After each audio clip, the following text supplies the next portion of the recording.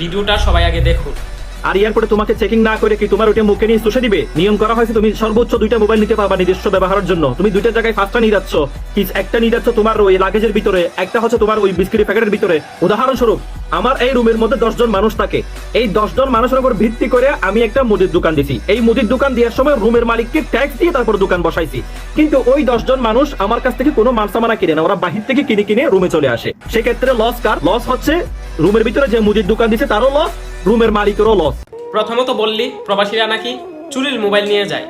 একটা প্রবাসী জানে যে এই মোবাইলগুলো কিনছে কতটুকু ঘাম ঝরছে শরীর থেকে এই মোবাইলগুলো কিনতে, আর তুই বলতেছস যে চুরির মোবাইল এগুলা। হ্যাঁ, দ্বিতীয় কথা হচ্ছে 4-5টা মোবাইল প্রবাসীরা নিয়ে যায় চুরি কইরা।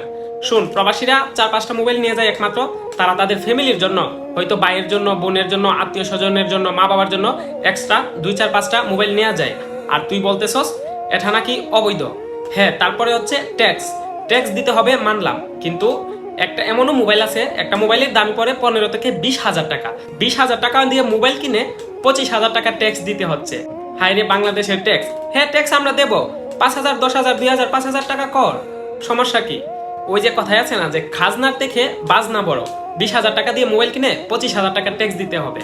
আর তৃতীয় কথা হচ্ছে বাংলাদেশের এয়ারপোর্ট হচ্ছে একমাত্র এয়ারপোর্ট যেখানে যাত্রীদের ব্যাগ খুলে প্রত্যেকটা জিনিস চেক করা হয়। কেন তোরা স্ক্যানার মেশিন কিসের জন্য বসাইছস? ইমিগ্রেশন যখন করা হয়, যখন স্ক্যানার করা হয়, তখন কি এগুলোতে ধরা খায় না কোনটাতে অবৈধ মাল আছে, বৈধ মাল আছে? তারপরেও কেন প্রবাসীদেরকে হেস্তনেস্ত করতে হবে, তাদের ব্যাগ খুলে চেক করতে হবে? অন্য দেশগুলোতে এরকম ভাবে ব্যাগ খুলে চেক করা হয় না।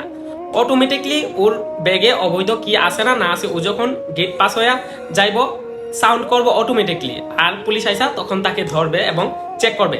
আর হ্যাঁ, বললা যে দোকান দিছ লাভ করার জন্য, লস হইতেছে আপনার মালিকের। হ্যাঁ, একজন মানুষ দোকান দেয় লাভ করার জন্য, কিন্তু আমি যদি অন্য একটা দোকানে 2 টাকা কমে জিনিসটা পাই, তাহলে আপনার কাছ থেকে আমি কেন 2 টাকা বেশি দিয়ে জিনিসটা নেব? হোয়াই? আপনার কাছে আমার একটা প্রশ্ন রয়ে গেল। আমি 2 টাকা কমে পাইলে আমি জিনিসটা তো ওই দোকান থেকে গিয়ে আনবো। আপনারা 5 টাকার জিনিসটা 15 টাকা বিক্রি করবেন, আমি আপনার কাছ থেকে কেন নেব?